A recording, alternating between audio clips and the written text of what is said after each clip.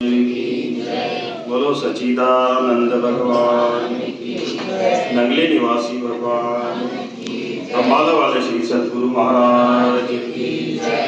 सत्यम बोधमयम नररूपममलं प्रत्यक्षमेव सर्वेश्वरं रत्नमण्डित सुगुणमुक्तं श्वेताम्रे शोभितं मुक्तमाल्यभूषितं च हरिद्यासिंहासने संस्थितं भक्तानां वरदं प्रसन्नवदनं श्री सद्गुरु नोम्यहं। श्री सद्गुरु नोम्यहं। वंद्यो चरण सरोज गुरु मुद मंगल आकार, जेहि सेवत नर होत है भव सागर से पार। मैं अपराधी जन्म का नख शिख भरा विकार, तुम दाता दुख भंजना मेरा करो उद्धार। तुम दाता दुख भंजना मेरी करो संभाल। भक्ति दान मोहे दीजिए गुरुदेवन के देव, और कछु न चाहिए निस्बिन तुम्हारी सेव। गुरु जी को सिर पर राखिए चलिए आज्ञा माही, कहे कबीर तिस दास को तीन लोक डर नाही। मन मंदिर में विराजमान श्री सद्गुरु भगवान जी का पावन दर्शन करते हुए अपनी वाणी को पवित्र करने के लिए अपने दोनों हाथ खड़े करते हुए ऊंचे स्वर में जय घोष करेंगे। बोलो सच्चिदानंद भगवान की जय। बोलो परमहंस दयाल जी महाराज की जय। बोलो नंगली निवासी भगवान की जय। बोलो सच्चे दरबार की जय। अम्बाला वाले श्री सद्गुरु महाराज की जय। बरसेवाल वाले स्वामी जी महाराज की जय। अपने अपने श्री गुरु महाराज की जय। धन्यवाद। परम आदरणीय, परम पूजनीय, प्रातः स्मरणीय, हृदय सम्राट, रूहानियत के शहंशाह, दया के सागर श्री सद्गुरु भगवान जी के पावन चरणों में बैठे भक्तिमय गुरुमुख बुजुर्गों, भाई बहनों व बालवृंद, आप सभी किस्मत वाले हैं, भाग्यशाली हैं। श्री सद्गुरु भगवान जी ने आज हम सभी पर दया की है, मेहर की है, कृपा की है कि हमें श्री गुरु महाराज जी का पावन सत्संग का लाभ मिल रहा है, संतों का संग मिल रहा है। संतों के संग से तथा सत्संग से मन पवित्र होता है, मन साफ होता है। जिस तरह से यदि हम कुछ किसी बर्तन में कुछ डालना चाहते हैं तो उसकी सफाई जरूरी है, ठीक इसी तरह से हमारा जो मन है उसको पवित्र करना, साफ करना जरूरी है, ताकि उसमें हम नाम का अमृत भर सकें। संतों का संग शुभ होता है। संत चलता फिरता तीर्थ होते हैं। जहाँ सत्संग हो वहाँ प्रयागराज बनता है। परमात्मा की कृपा जिस घर पर होती है, जहाँ ज्योत जलती है, जिस घर में कीर्तन होता है, जिस घर में गुरु महाराज का जयकार लगता है, वहाँ परमात्मा साक्षात होते हैं। भगवान सच्चिदानंद जी अपने श्रीमुख से कीर्तन, गायन और प्रार्थना की महिमा का वर्णन करते हुए कहते हैं, नाहं वस्मि वैकुंठम योगिनां हृदयं च। कि हे नारद, मैं ना तो वैकुंठ में हूँ और ना ही योगियों के अधीन हूँ। मम भक्ता यत्र गायन्ति तत्र तिष्ठति नारदा।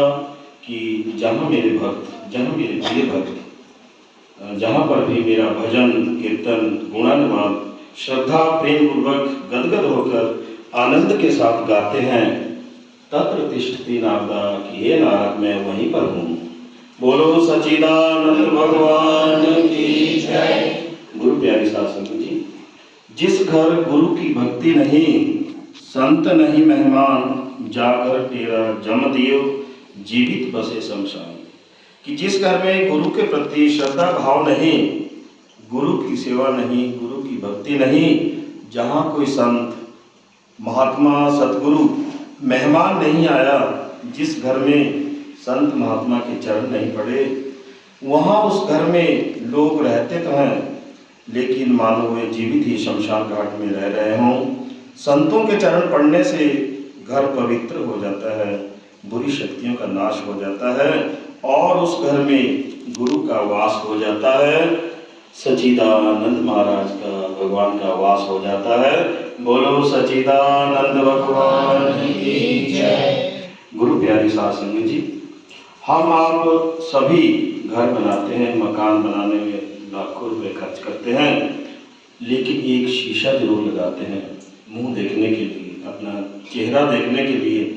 यदि उस शीशे पर धूल जमी हो तो चेहरा साफ नजर नहीं आता, तो ये किसका कसूर है? शीशे का कसूर है, धूल का कसूर है, या हमारा कसूर है? शीशा साफ होगा तभी हमें अपना चेहरा नजर आएगा। दर्पण लगी काई तो मांझते रहिए मेरे भाई।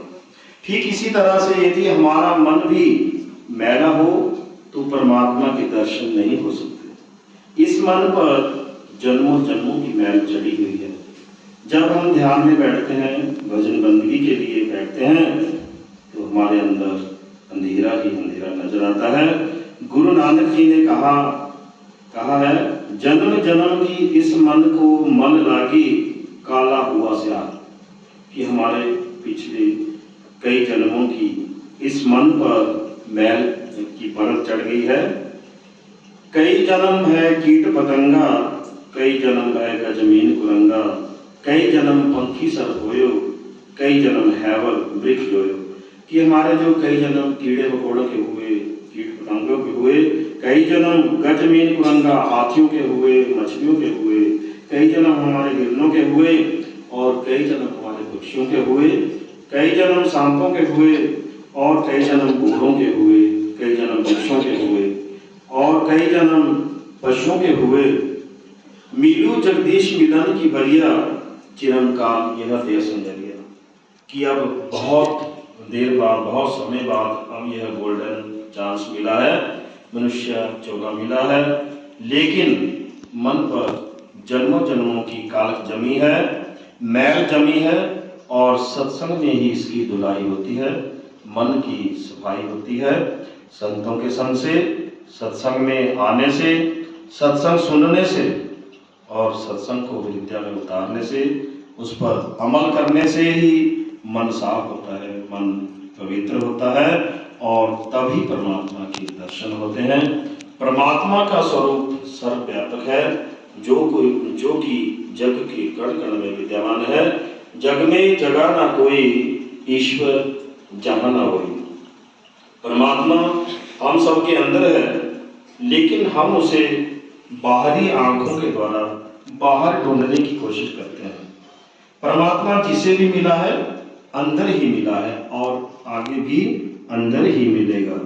गुरु नानक जी ने कहा है, हर मंदिर ये शरीर है, ज्ञान रतन प्रकट है, कि हमारा जो शरीर ही मालिक के रहने का, परमात्मा के रहने का असली हरि मंदिर है, और उस मालिक का असली ज्ञान उसी के अंदर से प्राप्त हो सकता है।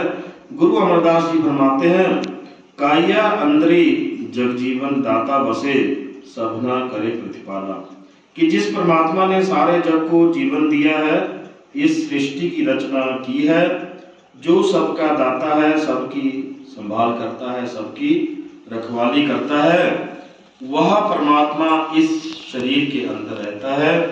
बाहरी आंखों के द्वारा हमें कैसे नजर आ सकता है? उदाहरण के तौर पर जैसे तिल में तेल है लेकिन नजर नहीं आता, जतन से ही निकलेगा। लकड़ी में आग है, मेहंदी में रंग है, फूलों में खुशबू है, आंख के अंदर पुतली है, दूध में घी है लेकिन नजर नहीं आता, जतन से ही निकलता है। पहले दूध को उबालते हैं, फिर उसको ठंडा करते हैं, उसमें दही बनाते हैं उसका, और फिर दही को रिड़कने से मक्खन बनता है, मक्खन को काटने से फिर घी प्राप्त होता है। तो इसी तरह से जो परमात्मा है हमारे अंदर है। अवल अल्लाह नूर उपाया, कुदरत दे सब बंदे, एक नूर ते सब जग उपजया, कौन फले कौन मंदे। कि उस परमात्मा का जो नूर और प्रकाश है वो हर एक के अंदर है। ना कोई बुरा है ना कोई अच्छा है, सब अपने अपने कर्मों के अनुसार अपना अपना हिसाब दे रहे हैं। इसलिए सभी संत महात्मा सद्गुरु हमें समझाते हैं कि उस परमात्मा की खोज बाहर नहीं बल्कि अपने शरीर और देह के अंदर ही करनी चाहिए। बोलो सच्चिदानंद भगवान की जय। तो अब मैं वाणी ले रहा हूँ पांचवें जो पातशाही हुए श्री गुरु अर्जन देव जी महाराज, इनकी वाणी है। तो मैं व्याख्या सहित आपको सुनाऊंगा। किन विधि मिले गुसाई मेरे राम राय, कि वो कौन सी विधियां हैं, कौन से तरीके हैं, कौन सी युक्तियां हैं जिनसे मुझे परमात्मा के दर्शन हो सकते हैं। मनुष्य परमात्मा को ढूंढने के अनेक साधन अपनाता है, जब तप पूजा पाठ तीर्थ व्रत आदि पुण्य कर्म करता है, लेकिन इसका फल तो मिलता है परंतु मुक्ति नहीं। तीर्थ गए एक फल, संत मिले फल चार, सदगुरु मिले अनंत फल, कहे कबीर विचार। कबीर साहिब ने कहा है कि तीर्थ व्रत करने से एक फल मिलता है और संतों की शरण में जाने से 4 गुना फल मिलता है, और पूर्ण सदगुरु मिल जाए तो अनंत फल प्राप्त होते हैं। तीर्थ व्रत जब तब पूजा पाठ इनका फल तो मिलता है लेकिन मुक्ति नहीं। कहे नानक प्रभु यह जनाई, गुरु बिना मुक्ति न पाइए भाई। मत कोई धर्म बोले संसारा, गुरु बिन कोई ना उतरे पारा। गुरु नानक जी की वाणी में कहा गया है कि गुरु ही मुक्ति का दाता है, गुरु ही भवसागर पार कराता है। इसमें किसी को भी भ्रम नहीं होना चाहिए। सतगुरु ही हमें युक्ति बताते हैं, भेद बताते हैं, रास्ता बताते हैं कि किस तरह मन को अंतर्मुखी करके 9 द्वारों से अपने ख्याल को निकालकर हमें अंदर नाम रूपी दौलत को, शब्द रूपी उस खजाने को हम हासिल कर लेते हैं, प्राप्त कर लेते हैं। अपने ख्याल को शब्द से जोड़ना ही हमें मुक्ति के द्वार पर ले जाता है। 9 द्वार कौन कौन से हमारे? 2 आंखें, 2 कान है, 2 नासिका, 1 मुंह और 1 मलमूत्र का द्वार है, 1 उदर द्वार है। ये इन 9 द्वारों से ही अपने ख्याल को निकालने की जो विधि या भेद या तरीका है और उसे शब्द से जोड़ने की जो युक्ति है, ये हमें संतों के द्वारा ही बख्शी जाती है। कोई ऐसा संतु सहज सुखदाता, मोहि मार्गु देहि बताई। परमार्थी जानना चाहता है कि परमात्मा की खोज कैसे और कहाँ कर सकता है। अगर उसे कोई ऐसा संत मिल जाए जिसने सहज अवस्था प्राप्त कर ली हो, वह परमात्मा से मिलने का मार्ग का भेद बता दे और खोजी उस मार्ग पर चले, केवल तभी वह परमात्मा से मिलाप कर सकता है। संतों के मार्गदर्शन के द्वारा ही परमात्मा से मिलने में हम सफल होते हैं। सहज अवस्था तब प्राप्त होती है जब हम मन और माया के दायरे से पार हो जाते हैं।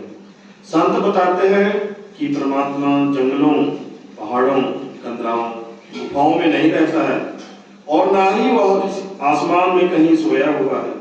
परमात्मा मनुष्य के अंदर ही रहता है। नाम या शब्द की कमाई से ही उसे प्राप्त किया जा सकता है। बोलो सच्चिदानंद भगवान की जय। अंतरी अलखू ना जाई लखिया, बीची पर्दा हमें पाई। कि जब हम आंखें बंद करते हैं, हम अंधेरे के सिवाय कुछ नहीं दिखाई देता। हमें अंधेरे के सिवाय कुछ नहीं दिखाई देता। हम उसके दर्शन क्यों नहीं कर सकते? इसलिए कि हमारे और परमात्मा के दरमियान होमे का पर्दा है। इसे हम दिन रात इस तरह से कहकर प्रकट करते हैं, जैसे मेरा बेटा, मेरा घर, मेरा परिवार, मेरा धन, मेरी प्रॉपर्टी, मेरी संपत्ति, मेरी जायदाद, मेरा धर्म, मेरा मुल्क, ये सारी कायनात परमात्मा की है। हम इन चीजों पर अपना अधिकार जमाना चाहते हैं और उन्हें अपना बनाने की कोशिश करते हैं, लेकिन वे ना कभी हमारी बनती है और ना कभी किसी की बनी है। परिवार संबंधी धन दौलत नहीं, बल्कि हमारा वस्तुओं पदार्थों के प्रति जो मोह है और उनको अपना बनाकर रखने की जो मनोवृत्ति ही रुकावट बन जाती है। केवल उन्हीं के लिए हम संसार में जीते हैं और मरते हैं। माया मोही सबो जग सोया, इहू भरमो कहू क्यों जाए, कि जब हम मोह माया की गहरी निद्रा में सो रहे हैं तो यह भ्रम का पर्दा कैसे उठाया जा सकता है। मोह की इस सम्मोहक अवस्था में परमात्मा के बारे में, मालिक के बारे में कोई सोचता ही नहीं। दुनिया को असल समझकर सब इसके मोह में फंस गए हैं। रात दिन सुख की तलाश में सारा समय व्यर्थ ही गंवा रहे हैं। जब तक हमारे अंदर परमात्मा के लिए तड़प पैदा नहीं होती तब तक हम भ्रम से नहीं निकल सकते। हमारे अंदर परमात्मा के लिए भक्ति भावना नहीं, उसे आराम और अपने सुख के लिए याद करते हैं या अपने मान सम्मान के लिए, ऊंचे ओहदे के लिए या दुख से बचने के लिए हम प्रार्थना करते हैं। एका संगति एक तू गृह बसते, मिली बात ना करते भाई। देखिए, आत्मा भी इसी शरीर में है, परमात्मा भी इसी के अंदर है।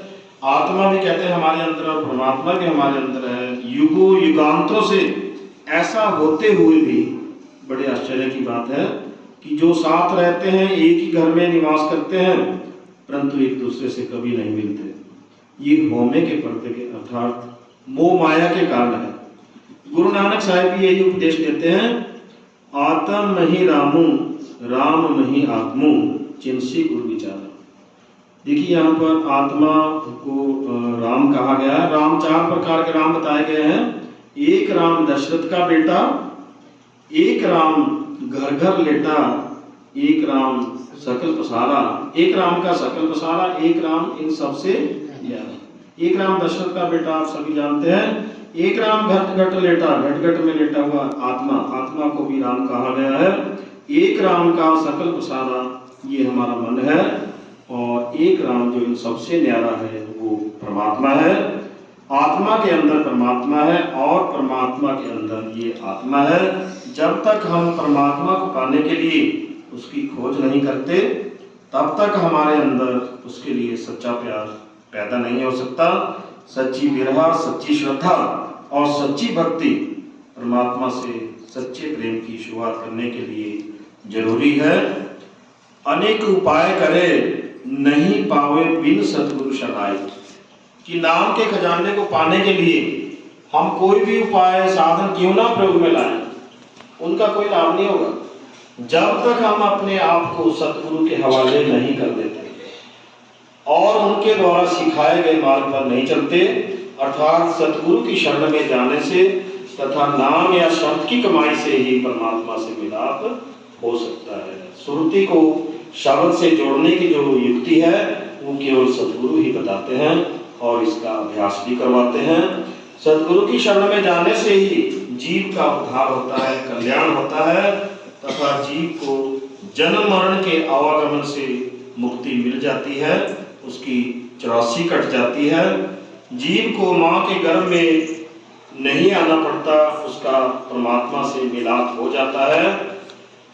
जिनके बंधन काटे सतगुरु, 3 साध संगति लिव लाई, कि संत महात्मा सतगुरु कहते हैं कि हमें अपने ध्यान को, अपने ख्याल को बाहर जाने से रोकना है और जो पहले से ही बाहर फैला हुआ है संसार में हमारा ध्यान, उसे समेटकर आंखों के बीच वापस लाना है।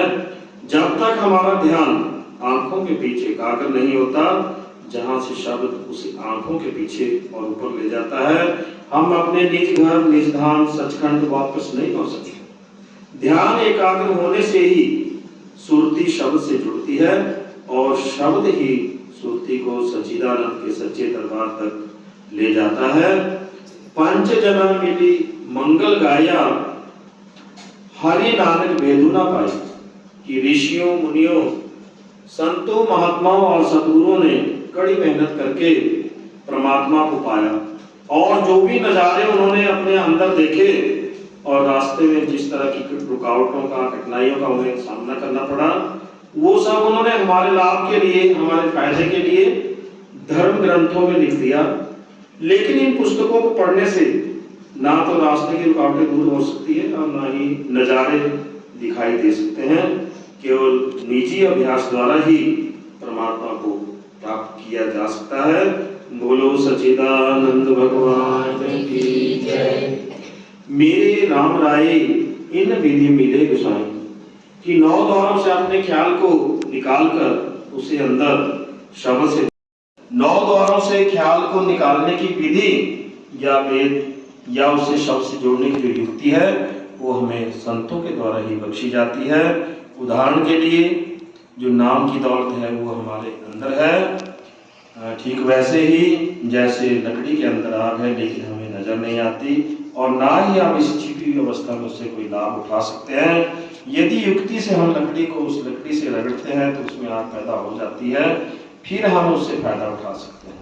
ठीक इसी तरह जो नाम का जो खजाना है वो हमारे अंदर है, लेकिन हम उसे तभी प्राप्त कर सकते हैं जब मन मार्ग को छोड़कर सतगुरु के मार्ग को हम अपनाते हैं और तब ही हम उससे लाभ उठा सकते हैं।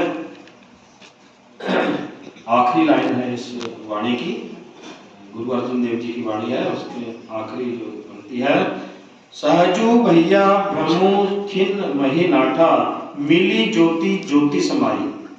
कि सतगुरु जिन्हें इस भवसागर से मुक्त करना चाहते हैं और परमात्मा से मिलाना चाहते हैं, उन्हें वे पहले अपनी संगति में और सत्संग में लाते हैं और हमारी शंकाएं और हमारी जो कठिनाइयां उनको दूर करते हैं और हमें अपने असली घर का पता चलता है।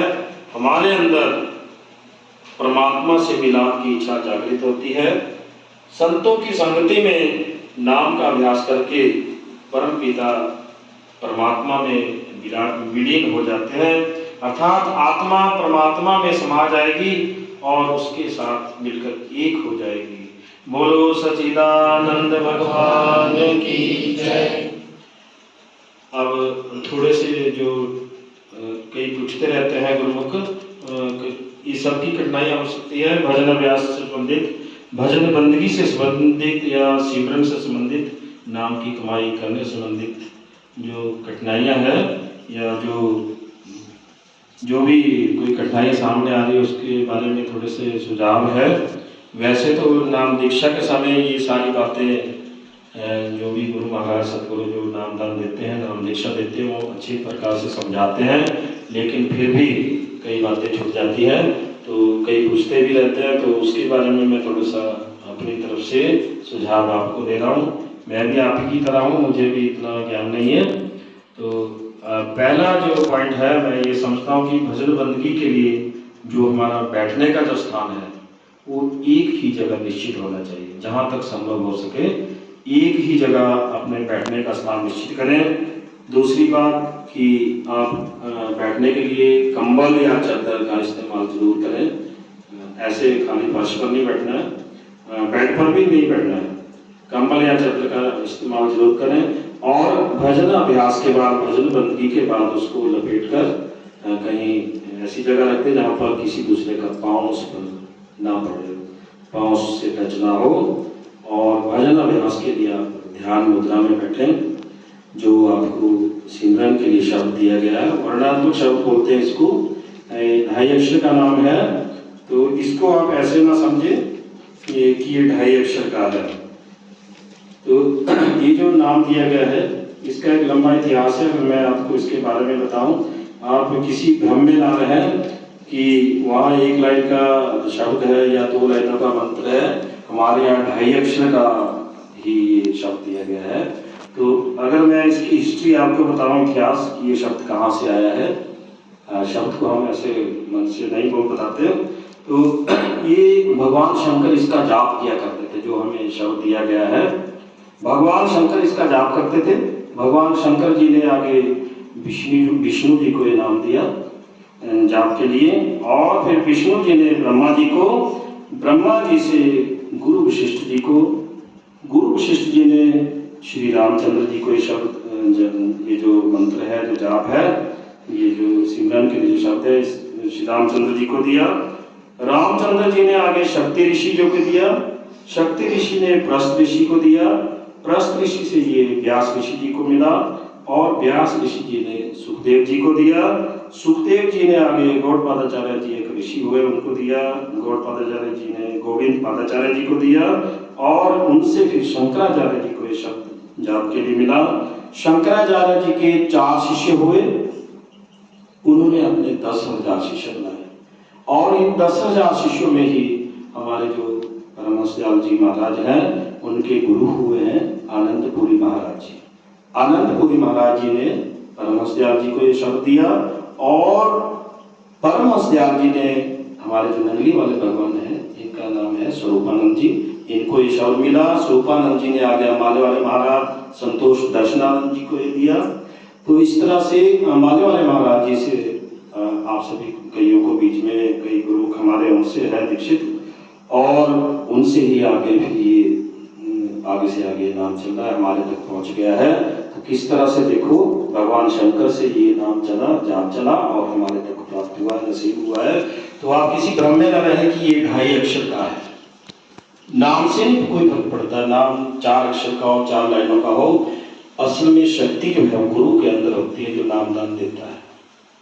शब्दों में शक्ति, शब्द आसान भी हो सकते हैं, ये वर्णात्मक शब्द होते हैं, ये तो सिमरन के लिए दिए जाते हैं। जो असल में जो शब्द हमारे अंदर प्रकट होता है, वही सच्चा गुरु है।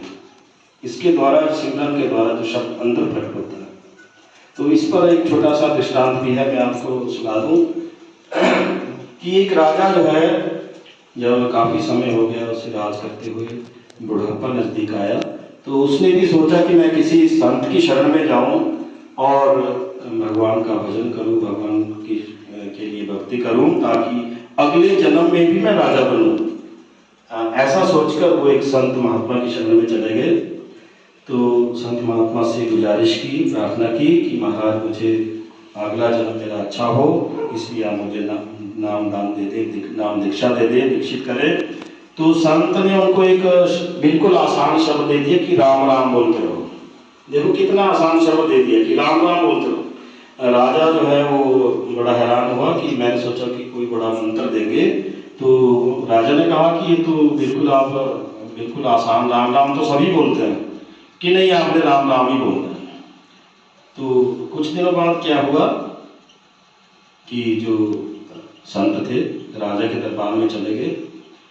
उन्हें शंका थी कि राजा के मन में है कि ये जो राम राम मैंने शब्द दे रखा है, ये कोई मामूली शब्द है, ऐसे ही शब्द है। तो उससे संबंधित वो कुछ राजा को बताना चाहते थे। तो जैसे ही दरबार में गए, राजा के सैनिकों को कहा कि राजा को हथकड़ी लगा दो।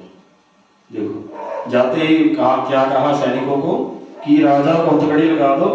राजा भी परेशान हो गया कि इनको क्या हो गया। तो मेरे गुरु है संत जो आए हुए हैं, उन्होंने भी अपने सैनिकों को कहा कि मुझे नहीं हथकड़ी, इनको लगाओ, संत को लगाओ हथकड़ी। और सिपाहियों ने किसकी सुन ली थी? देखो शक्ति किसके पास थी। उन्होंने संत की बात नहीं सुनी, राजा की बात सुनी सिपाहियों ने, और तुरंत हथकड़ी लगा दी। तो फिर संत ने कहा कि अब आपको पता लग गया होगा कि शब्द तो मैंने भी वही कहे कि राजा को हथकड़ी लगा दो, आपने भी वही शब्द कहे कि हथकड़ी लगा दो, लेकिन पावर आपके पास थी। तो इसलिए नाम से भी कोई फर्क पड़ता कि ये 2.5 अक्षर का हो, जितना जो भी हो, छोटा नाम हो बड़ा ना हो, जो गुरु दीक्षा देता है वो पूर्ण गुरु होते हैं, उनको आदेश होता है। जिसको आदेश होता है वही नाम दान दे सकते हैं, और जिसके अंदर शक्ति होती है वही नाम दान दे सकते हैं। तो अगला जो पॉइंट है कि जैसे आप ध्यान में बैठते हैं, ध्यान मुद्रा में बैठते हैं, सबसे पहले अपने गुरु का आह्वान करना चाहिए। ऐसा कहा गया, ऐसा मैंने संतों से महात्माओं से सुना है कि अपने गुरु का आह्वान करें, उनसे प्रार्थना करें, दया मेहर की प्रार्थना करें, और मदद की पुकार करें कि मुझे आध्यात्म में आगे बढ़ने में मेरी मदद करो। और आप मानसिक यात्रा भी कर सकते हैं थोड़ी देर के लिए, 2-4 मिनट के लिए। यदि आप कहीं अपने जो नंगली साहिब हमारे वहाँ गए हैं तो वहाँ का ध्यान करके मानसिक यात्रा भी कर सकते हैं, या गुरु के दरबार में गए, गुरु के घर में गए हैं तो मानसिक यात्रा से भी मदद मिलती है। अगली जो बात है कि ध्यान आपने तीसरे तिल पर ही लगाना है।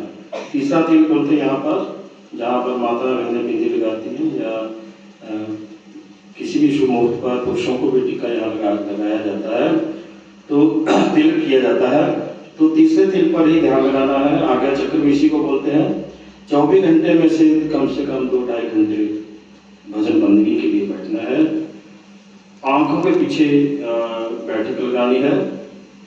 तो आंखों के पीछे बैठक आप समझ रहे हो कि जब हम तीसरे तिल पर ध्यान लगाते हैं तो जैसे मान लो किसी अधिकारी को मिलने जाते हैं तो वहाँ पर डिजिटल रूम बने होते हैं, एकदम नहीं मिलता हमारे को कोई भी अधिकारी, कोई भी ऑफिसर, बाहर बैठने के लिए कमरा बना होता है। इसलिए परमात्मा को मिलने के लिए भी हमें इंतजार करना पड़ता है, उसके लिए आंखों के पीछे बैठ कर बनानी जरूरी है। तो ये भी एक बड़ा महत्वपूर्ण टिप्स है। अगला है कि जो शुरू के जो श्वास है उस पर आपने ध्यान देना है। सिमरन करते हुए जो जैसे हम सांस खींचते हैं, सांस खींचने के बाद उसको थोड़ा सा 2-4 सेकंड के लिए होल्ड रखना, होल्ड पकड़ कर छोड़ना नहीं, एकदम से 2-4 सेकंड के लिए सांस को रोकना फिर छोड़ना है। ऐसे ही जो शुरू के जो 10-15 श्वास है वो इसी तरह से लेने आते हैं, तो इससे पर्दा जल्दी खुलने के चांसेस ज़्यादा बढ़ जाते हैं। तो अगला जो बैठने का है कि आपकी जो रीढ़ की हड्डी है वो बिल्कुल सीधी होनी चाहिए, गर्दन भी सीधी होनी चाहिए। गर्दन नीचे आगे होगी तो नीचे नींद आ जाती है। रीढ़ की हड्डी सीधी होने के पीछे ये वजह है कि हमारी जो 3 मुख्य नाड़ियाँ हैं, वैसे तो हमारे शरीर में 72,000 नाड़ियाँ हैं, लेकिन 3 मुख्य नाड़ियाँ हैं, ईड़ा, पिंगला और सुषुम्ना। यदि हम सीधे नहीं बैठेंगे, रीढ़ की हड्डी सीधी नहीं होगी, तो जो सुषुम्ना नाड़ी है, देव नाड़ी है, उसमें बैंड पड़ जाता है।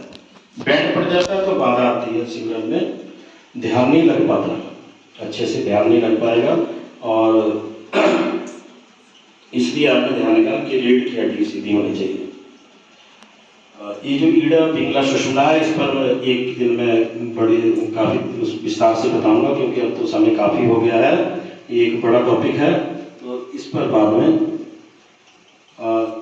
ध्यान लगाने से पहले थोड़ा सा आपने ये भी ध्यान रखना कि आपकी नासिका बंद ना हो, नासिका खुली हो, और जो नाद यदि किसी के प्रकट हो गया है अनाद, तो वो दाईं तरफ से ही सुनना चाहिए, बाईं ओर नहीं। ये कान की तरफ से आवाज़ आती है, कालदेश से, कालधार से, दयालधार की जो आवाज़ है उसी को सुनना चाहिए दाईं तरफ से। तो इसमें भी इसी तरह से क्लासें हैं, जैसे हमारे स्कूल में क्लासें होती है, इसी तरह से इसमें भी स्टेज हैं, स्टेज बाय स्टेज हम आगे बढ़ते हैं श्रुति को शब्द के साथ जोड़कर। तो आज के लिए इतना ही। बोलो श्री गुरु महाराज की, सच्चिदानंद भगवान की, नगरी निवासी भगवान की।